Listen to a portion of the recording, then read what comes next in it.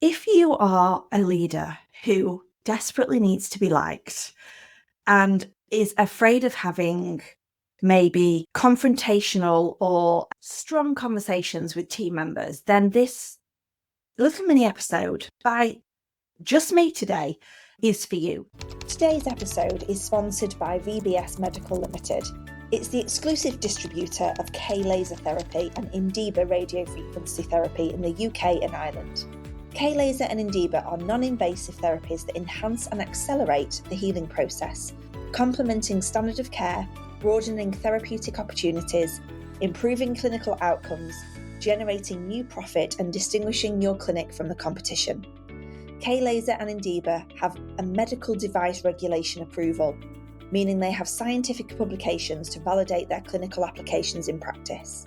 To learn more, visit www.vbsmedical.com and book your free trial today. Welcome to the Treat Your Business podcast with Katie Bell. I'm Katie, and this is the place where clinic owners like you learn the strategies, tools, and mindset shifts needed to transform your clinic into a thriving business, one that gives you more time, more money, and more freedom. Born from a passion to challenge the idea that average is normal, we empower clinic owners to create extraordinary businesses, incomes, and lives. Through our world-class coaching programs, we help you step out of overwhelm and into confidence, turning your clinic into a business that fuels your lifestyle, not draining it. So, are you ready? Let's dive in. Now, I have based this episode off a question that came in from one of our clients, and I thought it was a great question because she was very vulnerable about her leadership style. And it made me really recognize that a part of me used to be very much like this. And we have lots of what we call yellows listening to this who are very typical visionaries, tend to be the leaders of their company, but they need to be liked. And they want a team that is likable and warm. And that's what they build their business on. They want people that they get along with in their business. So this question came in from a client, and she has got a new member of staff who is a green. Now, for those of you who came to Clinic Growth Live, you will know what colour you are if you are red, blue, green, or yellow. And if you remember, obviously we colour test you, so we know what colour you are. That dictates what your communication style is like and part of your personality. And so she knows that this physio that she has recruited is a green.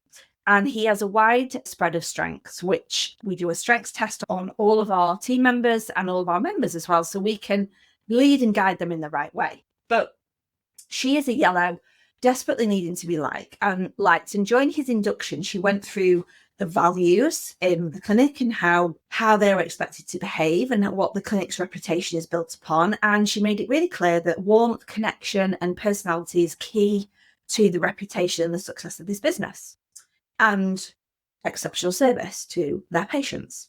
So this is week one, okay? He started and he's done great. Patients seem happy, but she feels, not the patients, she feels he's a little intimidating. He has that slightly glazed, unfocused eyes when she talks to him. And she openly said, that's a me issue, I know, but I find it intimidating and frustrating talking to someone with that look, as I feel that they aren't listening or worried that they just think I'm an idiot. This is definitely a me problem, she said. She also went on to say he was really frustrated in his old job with back-to-back 30-minute appointments. His efforts to create content were ignored, and therefore he left. Now, one of her neighbours or clients or something saw him a few weeks ago at his old job, and she said she could tell he wasn't happy. And she wants to absolutely be sure that this appearance was because of where he was. It's not just him. And she didn't want her patients to have that same experience. So having done his induction, witnessed the rest of her team interacting, being warm, banter, she feels like, what else I need to do to reassure her that he's going to live up to that value or that expectation? Now, he's going to be nervous. And I think this is literally week one. So we've got this situation where we have a very warm leader, a yellow leader, and yellows, we are high energy, we positive people, we see the good in everybody, we are cheerleaders, we have a billion ideas. We're not that great at executing them. We like to be liked. We need to be recognised. Now, this is very different to how a green person shows up. There's no one better way or worse way to lead, but we all communicate with a different communication style. So the client went on to say that she led a training session and all the team were really helpful. They were really active part of the session, but he hung back and he didn't engage that much. And he said something like, will all the training sessions just be you leading? Because I prefer everybody contributing type sessions. So she said, he's obviously keen to express his preference, being assertive about it, which she also struggles with, but she took it as a dig. So he'd not looked at his HR documents before his first day, made it abundantly clear he doesn't communicate about work things outside of work time. So she couldn't organise his uniform and all of those kind of things. So there's some flags there, isn't there, if we think about this? And the client basically said, how do you deal with people that don't vibe like you or not on the same energy level as you? Or feel like, because like maybe a yellow and a green are quite different communication styles, she feels like she's being made to feel like a bit of an idiot, or he is being awkward already. He's not being very warm and personable. So I thought, you know what, I'm going to talk about this on the podcast because you are all going to you're not going to like and be like best buddies with all of your team members, but you have to really like who you work with. Like, I would say you don't have to be best friends. You shouldn't be best friends. You don't need to be friends with people, with your work colleagues, but you really need to like them. So this is a real thoughtful and self-aware message from this client, because she wants to know how we integrate someone into our values-led culture, team culture, when you're a yellow or you're a colour and they're a different colour. And connection for yellows is everything, but for greens, it's not. So when we looked at his green style and we looked at his strengths test, he likes discipline. So he likes order, routine, and clarity. Okay. Yellows are not orderly, routine, or clear people. He's a relator. So he prefers deep one-on-one connections over big group dynamics, and it takes time for him to warm up and let others in as a relator. He has a learner in his third skill. So he's motivated by growth and new skills, but he might disengage if learning doesn't feel interactive or challenging. His fourth skill was belief. So he has strong personal values, but that can come across as stubborn or inflexible. So he has very clear boundaries around when he's going to communicate at work and not. Now, in my opinion, the whole I don't communicate about work outside of work is probably a very strict boundary that, as a yellow, and I know this client very well, she's struggled with placing those boundaries. So this is going to trigger her quite a lot.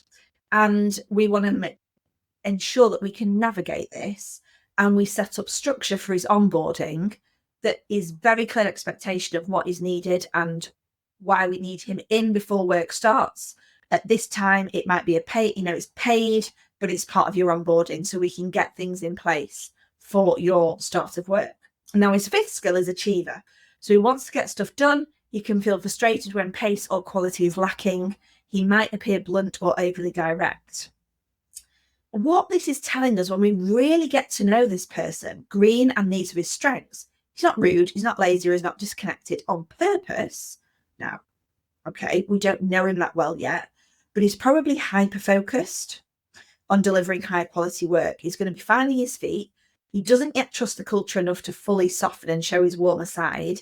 And his traits can clash with the yellow, who are looking for open, warm feedback that you can easily read. So as a yellow, we crave harmony, we crave connection. We want others to show you warmth. We would read lack of enthusiasm or engagement as rejection. And therefore we can sometimes over-accommodate and then get resentful if it's not reciprocated. Why is his boundaries and slightly cool approach feel jarring? Even if they're not a red flag, is it just a different personality type? So then I thought, okay, how can I be of best service to our listeners today? Because One of the things I see as the biggest gaps in leadership is people don't know how to have a clear, direct conversation. They're too afraid of what they're going to say. So I wanted to give you some suggested approaches that if you've got this situation as a leader where you've got somebody that you're like, we just have different personality types and I don't know how to lead and manage them in the best way, then what can you do about it? I wanted to say, first of all, this is not about fixing him. It's about gaining a mutual understanding and setting some shared expectations. So how about, I've really enjoyed seeing how you're settling in, and the positive feedback from patients is a really great sign. As we're a close-knit, warm team, and something that matters hugely to us is how we show up for each other and for our patients. So I wanted to have a quick check-in this week to talk about how things are feeling from your side and make sure we're supporting you to thrive in this kind of environment.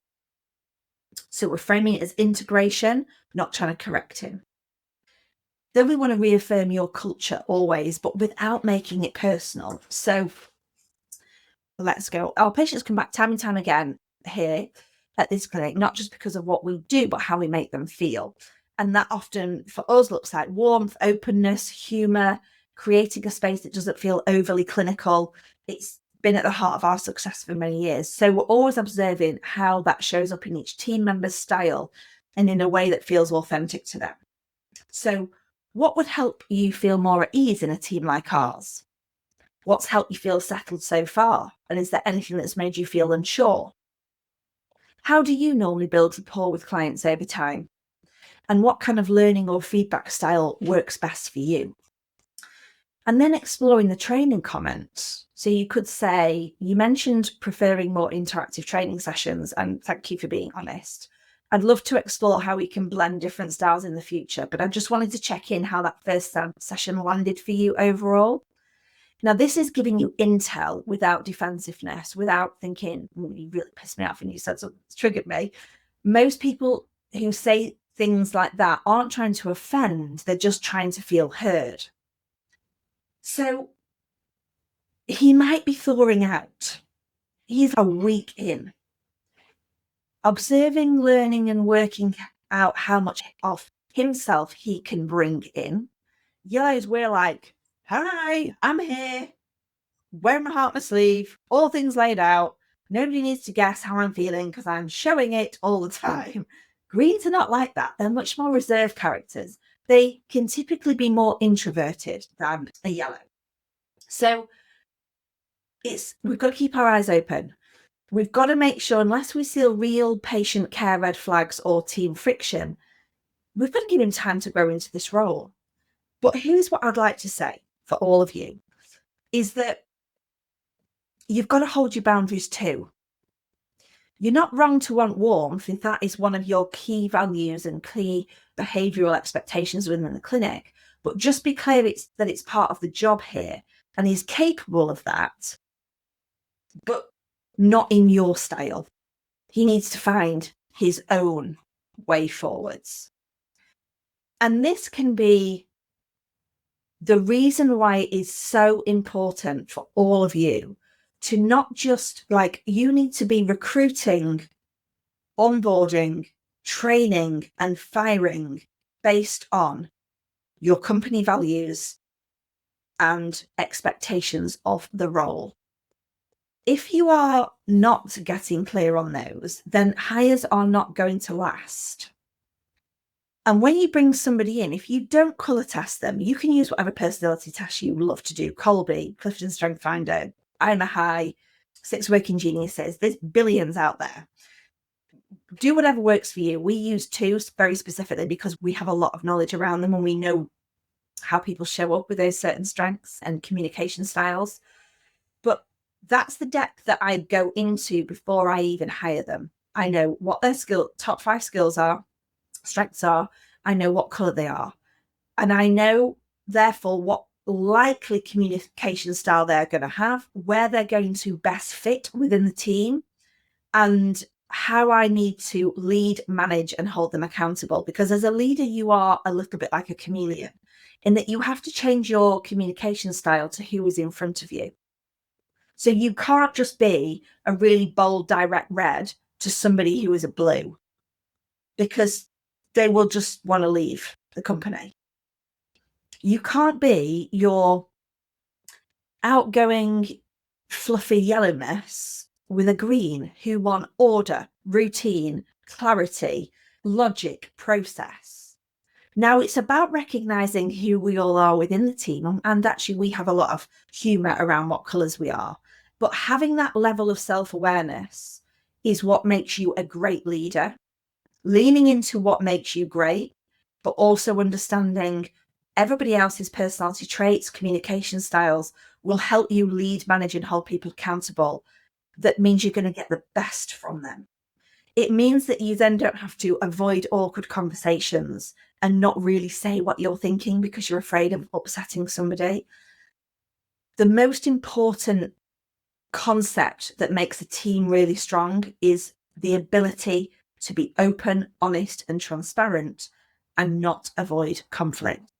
Conflict doesn't have to be, you said this and I said this, and I've told you this a million times. Conflict is about having direct, open, clear conversations with people so that they are absolutely clear on your expectations and what is not working or what is working. And also they have the opportunity to say that back to you.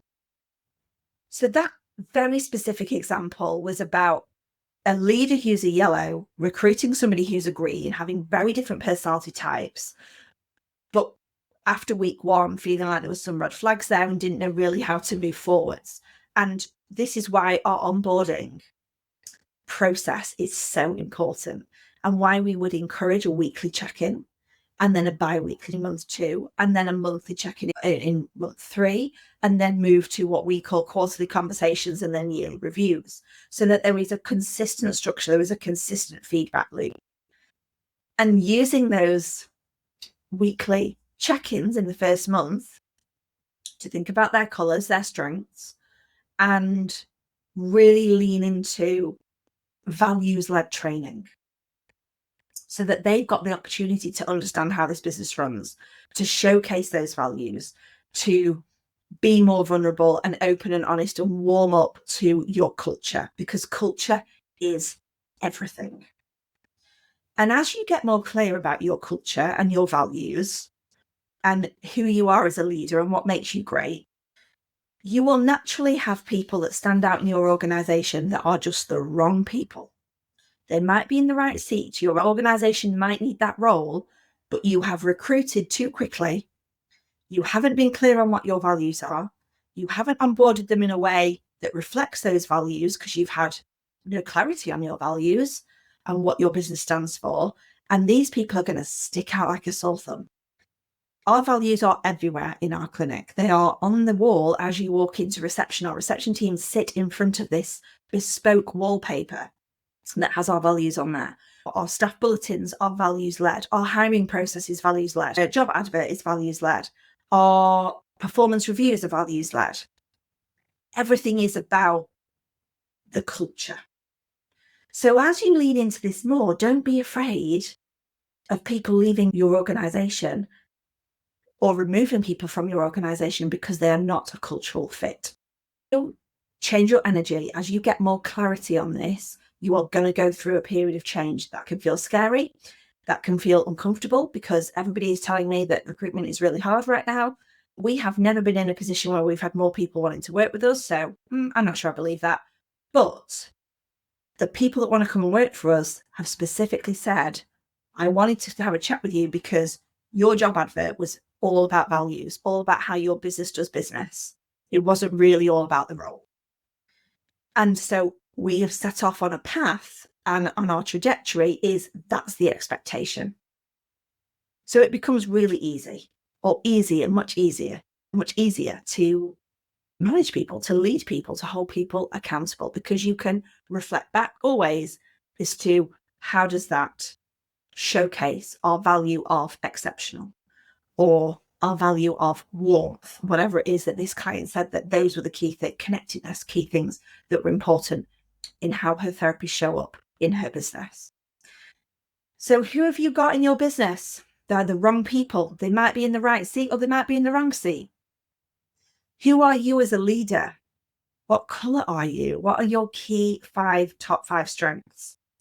And most importantly, who are you leading across your organisation? Do you know them?